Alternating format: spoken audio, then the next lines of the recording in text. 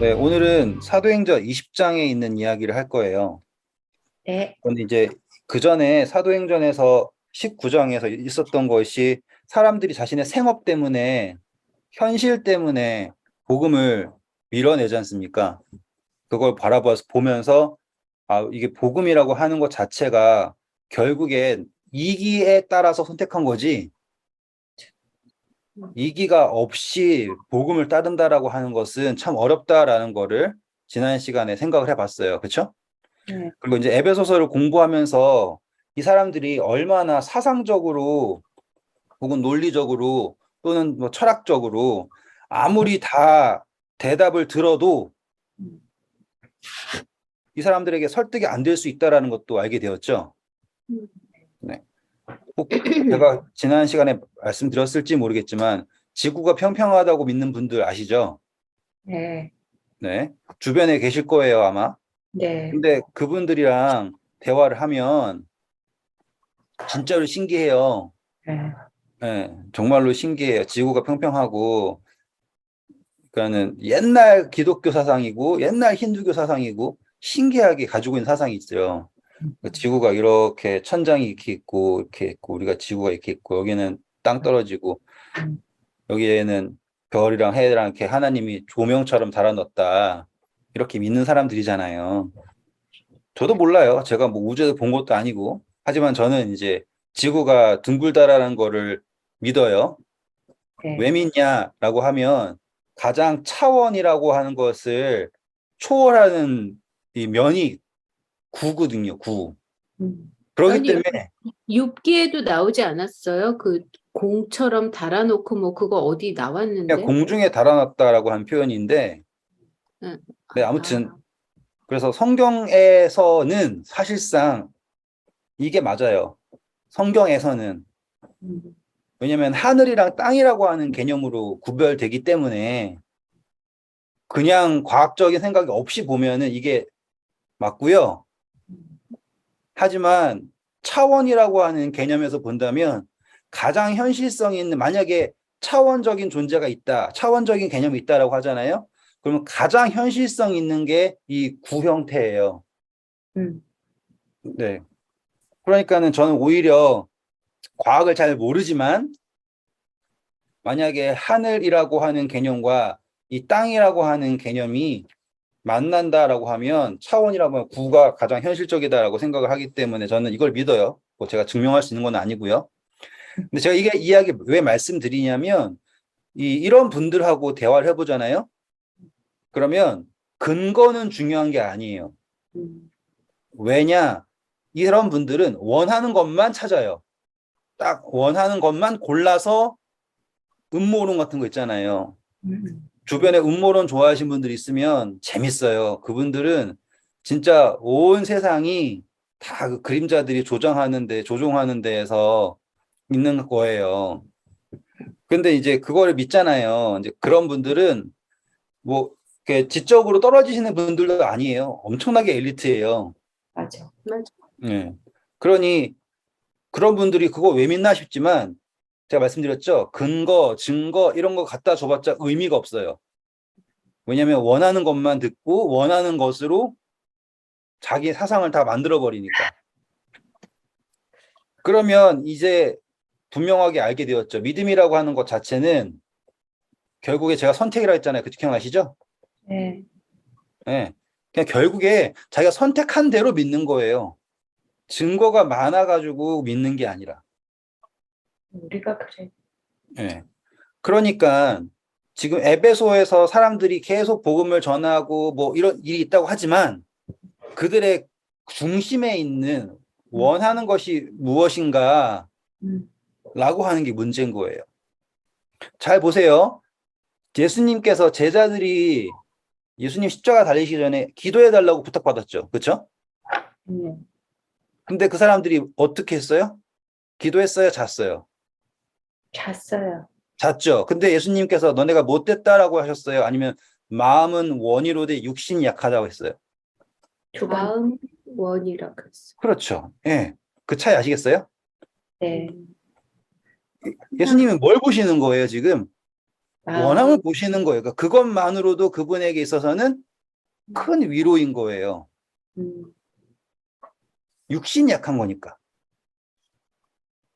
그런데 사람들이 아무리 몸으로 기독교의 복음을 따른다고 해도 그 안에 뭐가 없으면 이 원함이 없잖아요. 그러면 거기에 의미가 없는 거죠.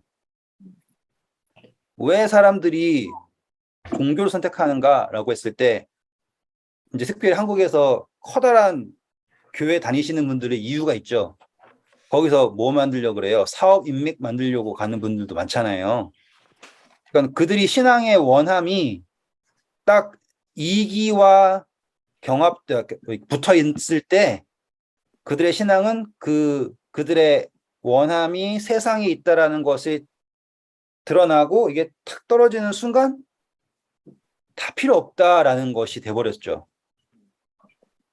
제가 여기서 이제 시간을 이렇게 끄는 이유가요. 바울이 제일 싸웠던 것이 제일 처음에 율법주의였습니다. 근데 그 다음에 문제가 세속주의예요. 세속주의. 교회의 세속화라고 할게요. 그래서 고린도전서 후서부터 해가지고 다 공부했지 않습니까? 그런데 이제 그 다음에 문제가 뭐냐면 율법주의 플러스 세속화가 뭔지 아세요? 골 때리는 거. 골 때리. 내주기. 이 골 때리는 게 뭐냐면 정당화로 만들어버리니까 정당화. 맞아. 교회라고 하는 권위주의가 되는 거예요. 음, 이제 딱 느낌 오시죠? 제가 이 상황이 어떻게 돼가는지. 음, 율법에서는 원하는 것만 쏙 가져오고요. 음, 세상이랑 다 타협하고 나선 안 되는 거는 다 정당화 시켜버리고 우리가 최고다라고 얘기하는 권위주의가 온 거예요. 근데 권위주의가 올 때는 항상 자기가 잘하는 거는 제일 중요하다고 하겠죠. 네. 예, 우리 교회 같은 경우는 뭘 제일 중요하다고 그러겠어요? 안식일 지키는 게 제일 중요하다고 난리법석 치겠죠. 네. 왜? 자기가 못하는 거는 뒤로 싹 빼고. 음, 그렇잖아요. 뭐 열성 있는 거, 뭐 사랑 이런 건 없잖아요. 그냥 그건 뒤로 싹 빼고 잘하는 거, 그것만 앞세워 놓고서는 그것이 마치 권위라는 것처럼 내세우는 거잖아요. 그래서 율법주의와 세속화 이게 합쳐져 등장하는 게 권위주의예요. 에베소에서 사람들이 이 세속화 된다는 거 떠나서 바울을 배척하게 된 게 뭐예요? 우리의 권위가 떨어진다라고 하는 것으로 바울을 배척하죠. 네. 네. 그러면은 사실상 그 신전지기들이 어떠한 권위가 있는가 있을 수 있어요. 맞아요. 음, 그 지역에서는. 음. 근데 신기하게도 권위주의는 성령의 능력이 나타나도 깨지지 않는다라는 걸 보게 되네요. 그렇죠? 바울이 엄청나게 했잖아요. 그냥 앞치마만 갖다 내도 죽은 사람이 산대요. 병자도 낫고요.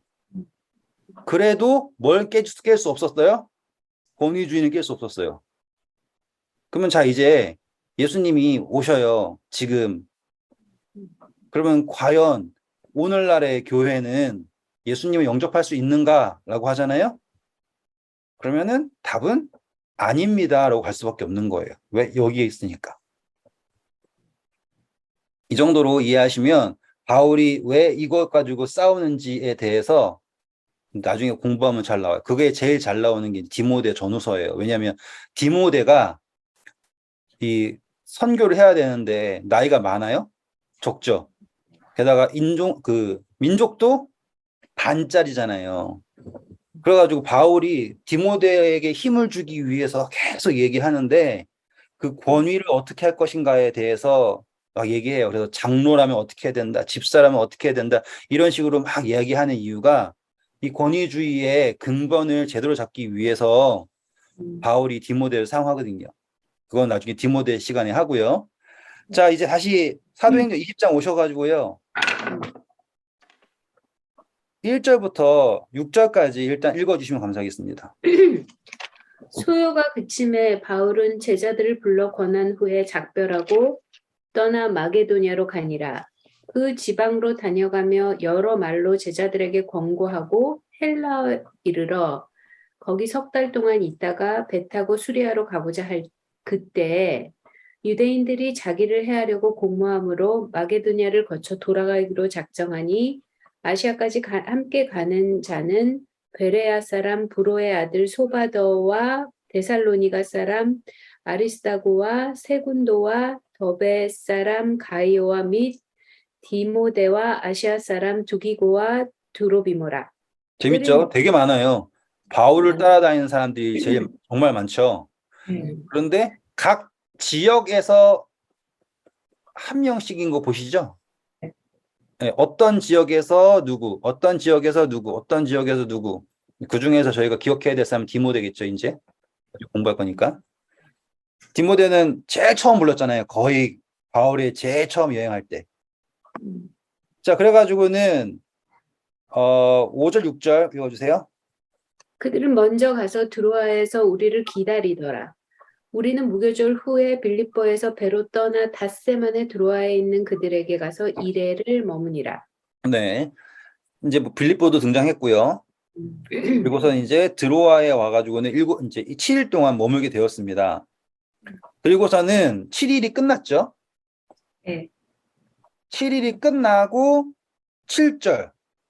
그 주간의 첫날에 우리가 떡을 떼려 하여 모였더니 바울이 이튿날 떠나고자 하여 그들에게 강론할세 말을 밤중까지 계속하매 그렇죠. 우리가 자, 1일 동안, 7일 동안 머물렀고요. 그 다음 주에 첫날이래요. 그러니까는 7일 동안 머물렀습니다. 그리고 그 다음 주에 첫날. 네. 그런데 이것은 그 당시 사람들이 일주일의 첫 번째 날을 어떤 날로 생각하느냐를 알면은 해결될 문제죠. 네. 그렇죠? 근데 네. 사람들은 다 안식일이라는 개념을 알고 있어요. 그래서 주의 마지막 날을 항상 토요일로 본단 말이죠. 그러면 여기에 첫날은 일요일. 아무런 문제 없이 일요일이에요. 네. 하지만 그때 우리가 알듯이 이 사람들은 아침, 저녁이 아니라 저녁, 아침이죠? 네. 그 저녁이 하루의 시작이에요. 네. 그러면은 그 주의 첫날이면 토요일 밤? 그쵸, 토요일 저녁이 되는 거겠죠. 네. 그러니까 여기에서 일요일이 어떠한 예배의 기준이 된다라고 하는 근거가 될 수 없다라는 거예요.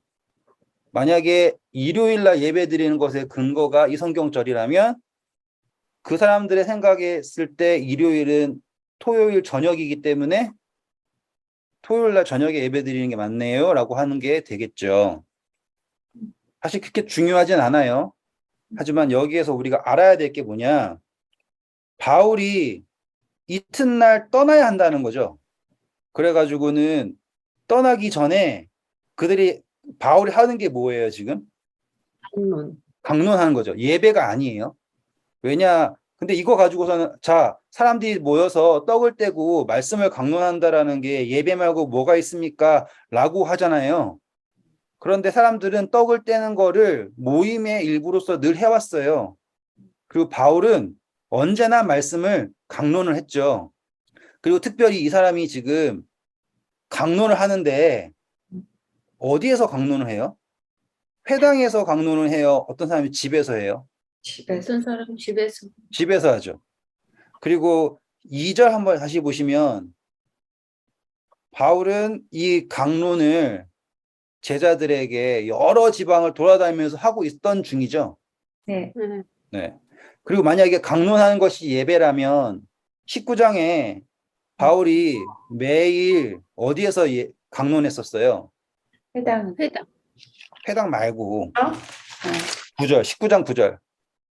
회당에 도란노선. 아, 네. 네. 네. 그러니까 강론한다라고 하는 것 자체는 이제는 더 이상 장소를 그리고 시간을 그거 관계없이 바울은 언제나 하는 거예요. 그런데 여기에서 지금 문맥을 그대로 따라오면 바울이 예배를 드리기 위해서 강론을 한다가 아니라 네. 바울이 지금 떠나기 전에 제자들을 더욱더 말씀으로 준비시키기 위해서 말씀을 강론하고 있는 거예요. 그래서 표현 자체가 예배를 드린다가 아니라 말씀을 가르친다라고 나오는 거예요. 네. 저는 뭐 이게 맞다 틀리다라고 따지려고 하는 게 아니라 이 절은 예배의 날을 정하기 위한 근거절로서는 부적합합니다라고 말씀드리고 싶은 거예요. 네. 그래서 그 강론을 하는데 밤중까지 계속했다 그러죠? 네. 예, 네, 그러면 말이 맞죠? 왜? 저녁에 시작해가지고 음. 밤까지 간 거예요. 음. 아침에 시작해가지고는 예배, 그 회당에서 예배 드리는 거 아침에 시작하잖아요. 왜냐면 아침 제사 드릴 때 들어가 예배 드리기 시작해가지고는 저녁 소재 드릴 때까지 하는 거잖아요. 그때부터 예배 드려가지고 밤중까지 한 게 아니라 그날 저녁부터 시작해가지고 밤까지 갔다라고 하는 게 더 합리적인 이야기가 되겠죠. 왜냐하면 떡을 떼러 식사하러 모여서 함께 말씀을 먹으면서 그리고 말씀을 강론하다가 밤 늦게까지 시간이 간 거예요. 네. 자, 그리고 우리가 다 아는 이야기지만 의미 있는 이야기이기 때문에 한번 읽어보겠습니다. 8절부터 12절까지 읽어주세요. 우리가 모인 윗 다락에 등불을 많이 켰는데 유도고라 하는 청년이 창에 걸터 앉아 있다가 깊이 졸더니 바울이 강론하기를 더 오래 하매 졸음을 이기지 못하여 3층에서 떨어지거늘 일으켜 보니 죽었는지라. 바울이 내려와서 그 위에 엎드려 그 몸을 안고 말하되 떠들지 말라 생명이 그에게 있다 하고 올라가 떡을 떼어 먹고 오랫동안 곧 날이 새기까지 이야기하고 떠나니라. 감사합니다. 여기에서 재밌는 거는 일단은 이 단어들이 다락 나오고, 그쵸? 네. 다락방에서 떨어졌대요. 그리고 떨어졌더니만은 죽었죠? 근데 10절 보시면 어떻게 했대요? 그냥 바울이 그 위에 엎드려 그렇죠. 엎드렸죠. 네, 네, 사람이 떨어져 죽었는데 거기에다가 엎드린다라는 건 참 신기한 일이에요. 이렇게 죽어 있는데 네. 그 위에서 이렇게 엎드렸대요. 그럼 이상한 거죠. 근데 성경에서는 이게 이상한 이야기 아니죠. 왜요? 기억 안 나세요? 열왕기상, 열왕기하 둘 다 나와요. 열왕기상 17장 21절 보시면 엘리야가 한 이적 중에 몇 안 되는 것 중에 하나예요. 아, 그 아이 살릴 때 그랬나? 네, 읽어주세요. 열왕기상 17장 21절. 그 아이 위에 몸을 3번 펴서 엎드리고 여호와께 부르짖어 이르되 내 하나님 여호와여 원하건대 이 아이의 혼으로 그의 몸에 돌아오게 하옵소서 하니. 그렇죠. 이게 엘리야가 한 겁니다. 열왕기하 4장 34절. 엘리사도 똑같이 해요. 그 아이 위에 올라 엎드려 자기 입을 그의 입에 자기 눈을 그의 눈에 자기 손을 그의 손에 대고 그의 몸에 엎드려니 아이의 살이 차차 따뜻해지더라. 네, 그 엎드렸다는 이야기 나오죠? 네. 이것도 시간을 두고서 하면 더 재밌지만 일단 오늘은 바울의 이야기니까. 그래서 지금 바울이 하는 행동은 임의로 한 행동이 아니라 지극히 성경을 근거로 해서 한 행동인 거예요. 그리고 이 아이를 유드고라고 하는 청년을 살리기 위해서 그가 뭐 주 예수 그리스도 이름을 명하노니 유드고야 일어나라 이런 게 아니라 그는 정말로 성경에 나오는 하나님의 말씀을 성경의 말씀을요 정말로 믿는 거예요. 그리고 그 떨어져서 죽은 사람 막 터져 있고 막 이상하잖아요. 네. 근데 그거를 주저하지 않고 안고 그 위에 엎드렸다라고 하는 거는 바울이 얼마나 간절했는지도 볼 수가 있죠. 그리고 지금 이 바울이 당장 내일 떠나는 거예요. 떠난다라고 할 때 그에게 있어서 지금 이 유드고란 청년이 죽는다라고 하는 게 얼마나 큰 부담이겠어요. 자기 때문에 떨어져 죽은 거 아니에요. 괜히 말 많이 해가지고. 중요한 건 이 사람이 이적을 행한다. 뭐 등등등 모든 것은 지극히 성경을 근거하고 있다라는 게 중요한 겁니다. 그래서 오늘 우리가 믿음을 행사한다면 우리의 믿음은 무엇을 근거한 게 가장 올바른가? 성경을 근거한 믿음이 가장 올바릅니다라고 말씀드리고 싶은 거예요. 그래서 11절, 12절 보면 올라가 떡을 떼어 먹고 오랫동안 이제는 밤늦게가 아니에요. 이제 날이 새기까지 이야기를 하죠. 그런데 바울이 가르쳐준 말보다 무엇 때문에 더 위로를 받아요? 12절? 살아난 청년. 네.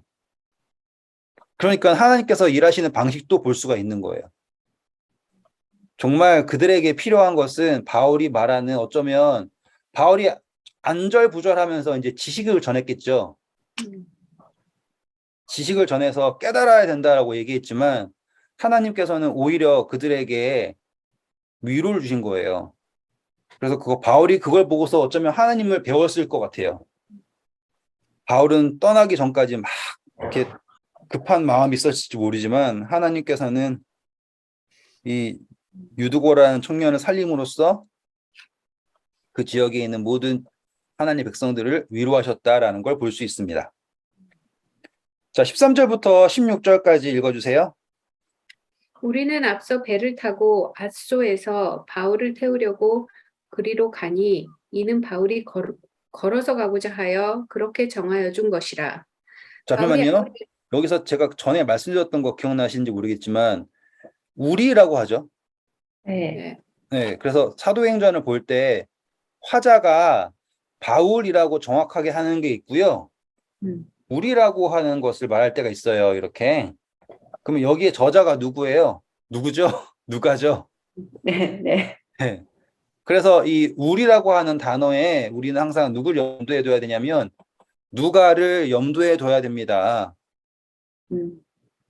그래서 저자는 이 사도행전을 그냥 풍월로 들어가지고서는 하는 게 아니라 정말 그곳에서 목격한 이야기를 하고 있다라는 걸 볼 수가 있죠. 그래서 바울은 걸어간다 그러고 배 타고 가는 거예요. 그래가지고 14절부터 보시면 앗소에서 만나가지고 배를 태웠습니다. 그리고 15절 가가지고는 어디 갔다라고 얘기를 해요. 저희가 지금 지도 피고 있지 않지만 나중에 혹시 인터넷에서 보시면 바울이 갔던 길을 그대로 나와요. 네. 저도 이번에 터키 가가지고 이거 한번 해보려고 그랬는데 가봤자 다 그냥 도시고 그때 뭐 바울이 갔던 게 있는 것도 아니고 하니까 잘 재미가 없더라고요. 제 입장에서는. 그냥 그 유적지에서 느끼는 그 느낌은 좋았지만. 그래서 16절 읽어주세요.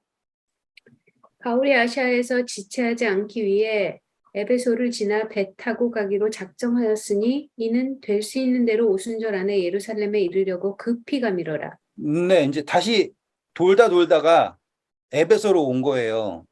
그럼 바울의 입장에서는 느낌이 어때요? 에베소 가는 게 탐탁할까요? 어렵겠죠?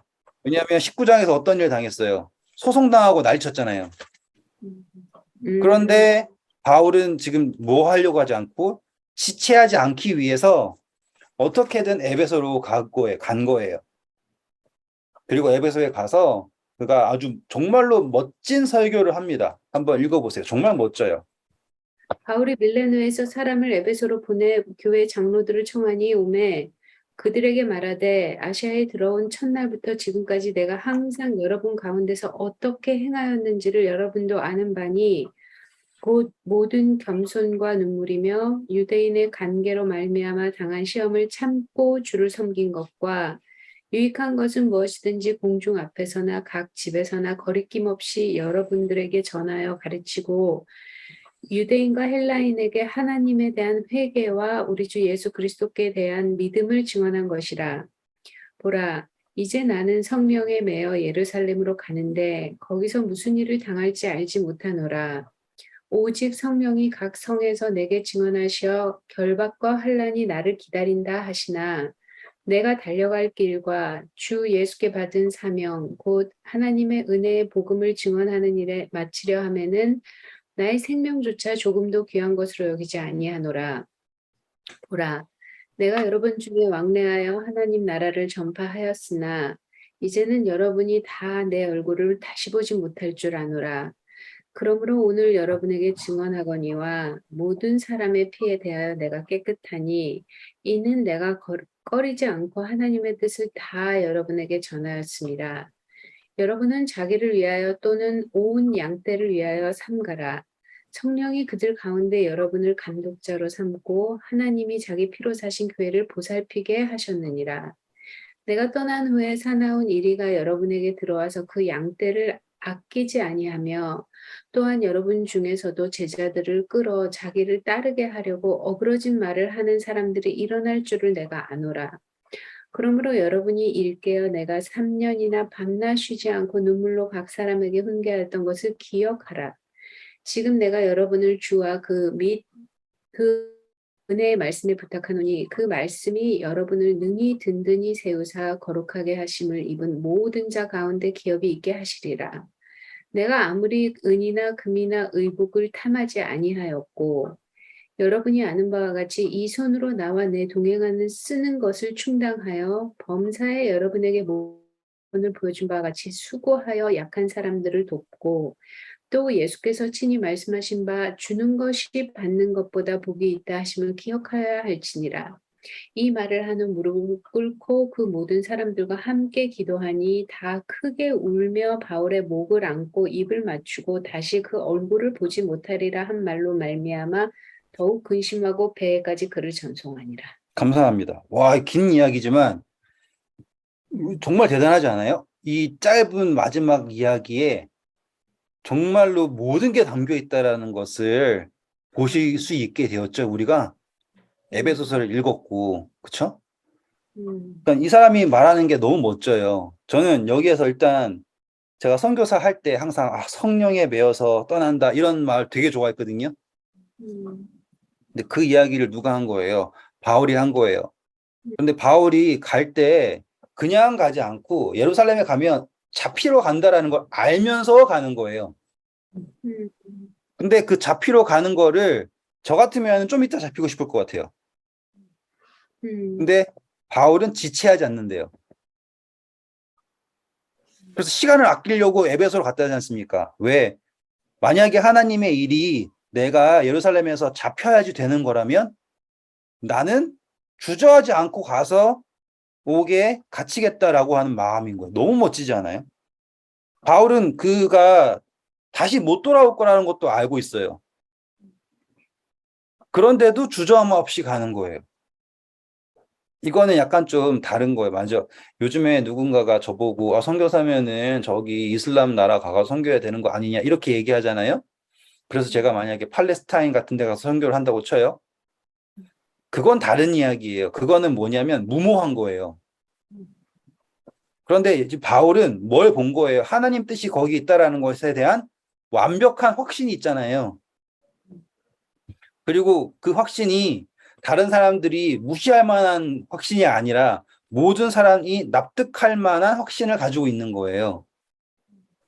그래서 제가 지금 이거 말하는 게 누군가에게 어떻게 들릴지 모르지만 선교라고 하는 거는 억지로 하는 게 아니라 하나님에게 매여서 그분의 뜻을 바라보면서 가는 거지 거기에서 어떠한 그럴듯한 것이 있겠다 해서 가는 게 아니다라는 거를 여기에서 분명히 볼 수가 있는 거예요. 그리고 다시 돌아와서 몇 개만 볼게요. 22절부터 읽겠습니다. 보라, 이제 나는 성령에 매여 예루살렘으로 가는데 거기서 무슨 일을 당할지는 정확하게 아직 못해요. 하지만 성령이 각 성에서 내게 증언하여 결박과 환난이 나를 기다린다고 하신대요. 그러니까 드러나는 거는 좋은 일이 느껴지는 거예요? 아니면 불안한 것들만 느껴지고 있어요? 불안한 것들이 느껴지고 있죠. 그러면은 그 불안한 것들에 대해서 지금 바울이 어떻게 반응을 하는가? 24절 내가 달려갈 길과 주 예수께 받은 사명 곧 하나님의 은혜의 복음을 증언하는 일을 뭐 하는 일이에요? 마치려. 네. 그러니까 바울이 바라보는 거는 이것이 무엇을 향하여 가고 있는 것이다. 복음의 성취. 그러니까 복음을 마치기 위해서 가는 거다. 라고 하는 그 깨달음이 그를 움직이고 있는 거죠. 그리고 쭉 넘어가셔서요. 근데 그 우리가 복음을 맞히는 게 뭐예요? 그러니까 복음을 마치는 일이요? 음, 그거는 바울이 이해하고 있는 거라서 저도 정확하게는 알지 못하지만 음, 바울이 느끼기에 사명에 맞추는 거 이런 거 아닌가? 사명을 맞추는 거 이런 거? 네, 제가 조금만 설명해 드릴게요. 바울이 예루살렘에서 어떻게 했었어요? 처음에 도망쳤죠. 예. 그리고 나서는 예루살렘에 회의할 때 한 번 간 거 말고는 음. 예루살렘으로 복음을 전하러 간다라는 걸 감히 못했어요. 그런데 지금 이 바울이 유럽 지역을 다 돌았죠. 지금 여기까지 보시면 안 돈 데가 없어요.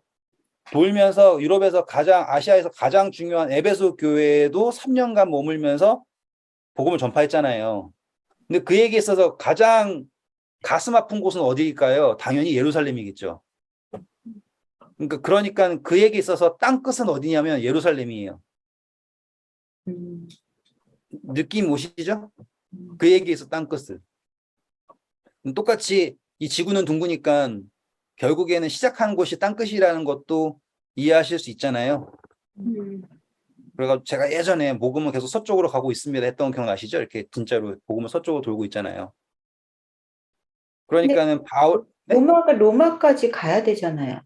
이제 끝나고 나서 거기서 이제 황제한테 가죠. 예. 그거는 예수님께서 너희가 왕 앞에 설 거다라고 한 예언의 성취가 바울을 통해서 이루어졌습니다라는 걸 보여주는 이야기가 이제 후반에 나오는 거고요. 그러니까 바울은 자기가 당장 로마의 집정자들과 함께 뭔가를 한다라고 하는 계획이 있는 게 아니에요. 음, 그는 성령의 이끌림에 따라가는 사람인데 음. 그에게 있어서 가장 사랑하고 아픈 손가락은 예루살렘인 거죠. 그러니까 지금 이때는 이제 예루살렘이 그렇죠? 지다라고 생각하는 거죠. 네네. 그래서 바울은 모든 걸 다 알고 가는 게 아니라 음, 예루살렘이 목적지다라고 생각해서 가고 있는 거죠. 근데 음, 가면 잡힌다라는 거는 그렇죠. 기정사실로 알고 있는 거예요. 예.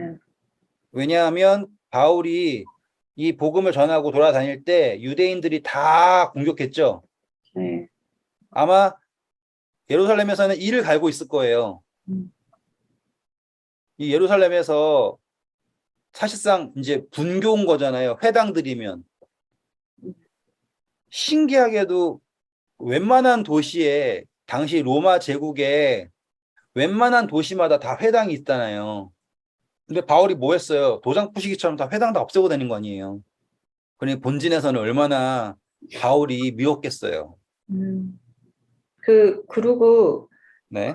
오순절 안에 예루살렘에 갈라 그랬던 건 그때 제일 사람이 많이 모여서 그거에 맞춰서 갈라 그런 거야. 그렇죠. 오순절 끝나고 나서는 대속죄일까지 기간이 한참 남잖아요. 음, 네. 그래서 가장 많은 사람들을 만나기 위해서 서두르고 있는 거죠. 네. 자, 이제부터 오늘 해야 될 이야기가 등장합니다. 이제는 성경적 다 읽었으니까. 지금 바울이 이 이후로는 자기가 무엇을 가르쳤는지 그리고 교회에게 부탁을 하는 이야기가 나와요. 맞죠? 여기에서 자기가 뭘 했냐면 자기는 꺼리지 않고 복음을 전했고요. 28절 보면 뭘 해달라고 합니까? 읽어주세요. 여러분은 자기를 위하여 또는 온 양떼를 위하여 삼가라. 성령이 그들 가운데 여러분을 감독자로 삼고 하나님이 자기 피로 사신 교회를 보살피게 하셨느니라. 네. 자, 그래서 이 사람들에게 부탁을 합니다. 뭘 합니까? 교회를 섬기라 그러죠. 재밌어요. 전 여기서부터 할 얘기가 너무 참 많아요. 그리고서 바울이 아는 게 뭐냐면 내가 떠난 후에 어떤 일이 생긴다는 것도 알죠. 네. 사나운 이리가 나타난다. 네. 예수님도 비슷한 얘기한 거 기억나세요? 네. 기억나시죠? 예수님이 내가 떠난 후에 너희가 뭐 비슷한 얘기 하시잖아요. 네. 그래서 뱀처럼 지혜롭고 비둘기처럼 순결하고 아시죠? 그러면서 바울이 이야기하면서 딱 뭐라고 얘기하냐면 이제 이리들이 옵니다. 30절. 여러분 중에서도 제자들을 끌어 자기를 따르게 하려고 어그러진 말을 하는 사람들이 일어날 줄을 내가 안다라고 얘기해요. 그럼 안 좋은 일이 있다는 걸 다 알죠? 네.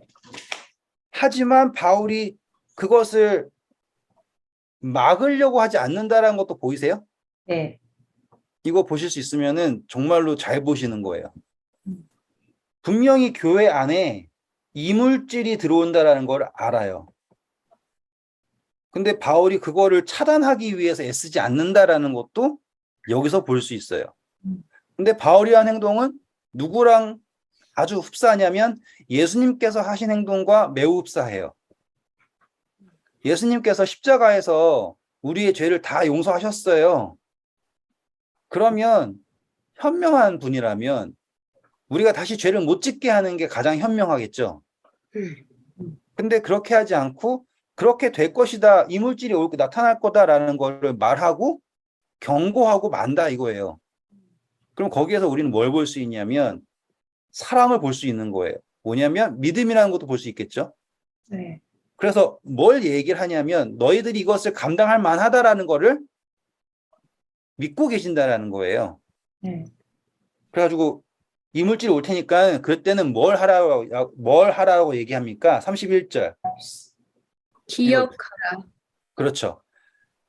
지금 이것이 온다라고 하는 것을 차단하는 게 목적이 아니라 교회로 하여금 하나님께서 가르치신 말씀을 기억하게 하는 것이 중요하다라고 말하고 있는 거예요. 큰 차이예요. 네. 반대로 반대가 아니죠. 또 다른 이해로 우리가 예수님 믿으면 좋은 일만 생겨야 된다라고 생각할 때겠죠. 예수님 믿는데 그래도 좀 좋은 일 생겼어야 되는 거 아닌가. 근데 그게 아니에요. 예수님이 복음을 전해도 이물질이 나타나는 거예요. 어려움이 나타날 수도 있고요. 하지만 예수님께서 제자들을 믿으신 것은 기억할 수 있는 말씀을 주셨다라는 거예요. 그래서 32절 읽어주세요. 지금 내가 여러분을 주와 및 그 은혜의 말씀에 부탁하노니 그 말씀이 여러분을 능히 든든히 세우사 거룩하게 하심을 입은 모든 자 가운데 기업이 있게 하시리라. 네, 왜냐하면 지금 바울은 예수 그리스도께서 피로 세운 교회를 하나님께 맡겼다라는 거가 너무나 분명하기 때문에 이물질을 차단하려고 노력하지 않고 교인들에게 말씀을 기억하라라고 당부하는 이야기로 됐어요. 여기까지 이해하셨죠? 네. 너무 어려운 이야기 아니에요. 네. 정말 당연한 이야기고요. 그런데 바울이 성경에서 나타나지 않는 엄청난 이야기를 이제 합니다. 33절부터 보면 은이나 금이나 탐욕하지 말라 그러죠. 네. 그리고 나는 그렇게 탐심하지 않고 스스로 충당했습니다. 34절에 얘기하고요. 35절 읽어주세요. 범사에 여러분에게 모본을 보여준 바와 같이 수고하여 약한 사람들을 돕고 또 예수께서 친히 말씀하신 바 주는 것이 받는 것보다 복이 있다 하심을 기억하여야 할지니라. 네, 이거는 성경에 나오지도 않는 이야기예요. 우리 사복음서 공부할 때 예수님이 주는 게 받는 것보다 복되다고 얘기한 적 있어요? 아니요. 진짜. 네, 성경에 안 나와요. 예수님이 이런 얘기 한 적이 없어요. 그런데 바울이 예수님께서 하신 말씀, 그러니까 성경에 기록되지 않았지만 예수님께서 하신 말씀을 받은 게 있나 봐요. 계시를 받든지 아니면 예수님과 동행했던 누군가에게 전해 들었든지. 그런데 제가 적을게요. 주는 것, 받는 것. 가운데다가는 복. 너무나 재밌어요. 하나님께서 우리를 복 주시길 원한다라는 거 아시죠? 네. 네. 근데 그 복은 신기하게도 받으려고 하면은요, 더디고요. 주려고 하면은 받아집니다. 그게 성경에서 나타나는 신비예요. 정말로 신기하게도 그래요. 제가 제 스스로를 봐도 알아요. 제가 만약에 성경을 알고 싶어요, 좀 알게 해주세요 라고 하고서는 받을 때라고 했잖아요. 그러면은 더뎌도 한참 더뎠을 거예요. 우리 기억나세요? 어떤 사람이 밤에 막 문을 두드리면서 떡 3덩어리 달라 그래요. 예. 그러면은 누가 줘요? 근데 그 사람이 떡을 달라고 한 이유가 누구 때문이었어요? 신고. 자기 형제 때문이었잖아요. 음. 그렇죠? 그러면은 예수님께서 뭐라고 하셨어요? 떡 준다고 하잖아요. 그때 우리 비유할 때 공부했죠? 떡 네. 3덩어리. 네. 그러니까 하나님께서 말씀하시는 복은 바울이 이야기하는 게 이거예요. 자, 복이라는 것은 무엇이냐면 받으려고 할 때 받게 되는 것이 아니라 주려고 할 때 음. 받을 수 있는 것이다. 왜 그랬나요? 우리가 여기에 하나님은 무한한 사랑이 있습니다. 이렇게 해가지고 여기에 인간이 있죠? 근데 인간은 유한하죠? 그래서 네. 우리가 이렇게 차 있으면 하나님이 아무리 쏟아도 더 채워질 수가 없는 거였죠. 네. 그래서 우리 그때 순환했잖아요, 이렇게. 우리가 하나님에게 온전히 돌린다라는 것은 우리가 드디어 생명의 순환 속에 들어가게 된 거죠. 하지만 그렇다고 해도 우리는 하나님의 온전함심을 느낄 수가 없어요. 우리는 고작 요 정도밖에 모른단 말이죠. 그래서 하나님께서 우리에게 누굴 주셨어요? 이웃을 주셨죠? 네. 그래서 우리가 이웃을 내 몸과 같이 사랑하는 순간 우리는 우리가 인지하는 이웃의 수만큼 하나님의 사랑을 느끼게 되는 거예요. 다시 말하면 준다. 주는 것이 받는 것보다 복되다라고 하는 게 창조의 섭리에 나타나 있다라는 거죠. 바울은 그것을 깨달은 사람이고 그가 에베소 교회에게 다시 말하면 우리 에베소도 공부했죠. 모든 사상에서 지식에서 그리고 철학에서 뭐 사상하고 철학하고는 제 입장에서는 조금 다르니까 따로 썼어요. 거기에서 최고로 달리고 있는 에베소 교회에게 마지막으로 한 정말로 유언 같은 게 뭐냐? 줘라. 주는 것이야말로 복을 받을 수 있는 예수 그리스도가 너희 안에 계실 수 있는 근거이다 라고 한 마지막 유언이 바로 주 예수 그리스도께서 하신 말처럼 주는 것이 받는 것보다 복이 있다 하심을 기억해라 라고 말한 거예요. 참 별것 아닌 것 같지만 오늘 우리에게도 적용이 됩니다. 모든 면에서 적용이 되고 그리고 그것이 경험되면 경험될수록 우리가 살고 있다라는 것을 느낄 수 있어요. 자, 이제 에베소의 이야기가 여기 20장에서 마무리가 되고 21장에는 드디어 이제 예루살렘에서 일어난 일이 나와요. 그런데 바울이 에베소를요 얼마나 사랑했는지를 우리가 디모데 전서에서 볼 수 있거든요. 디모데 전서 가서 보시고 마칠게요. 네. 디모데 전서 1장입니다. 디모데 전서 1장 1절부터 3절까지만 읽어주세요.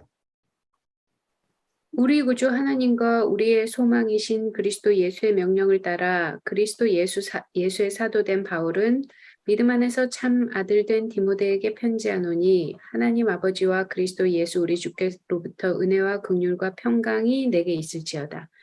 내가 마게도냐로 갈 때 너를 권하여 에베소에 머물라 한 것은 어떤 사람들을 명하여 다른 교훈을 가르치지 말며 신화와 끝없는 족보에 몰두하지 말게 하려 함이라. 이런 것은 믿음 안에 있는 하나님의 경륜을 이름보다 도리어 변론을 내는 것이다. 감사합니다. 지금 딱 보시면 디모데가 어디에 있기를 원하라고 하고 있어요, 지금? 에베소에. 에베소에 있으라고 바울이 당부하는 걸 볼 수 있죠.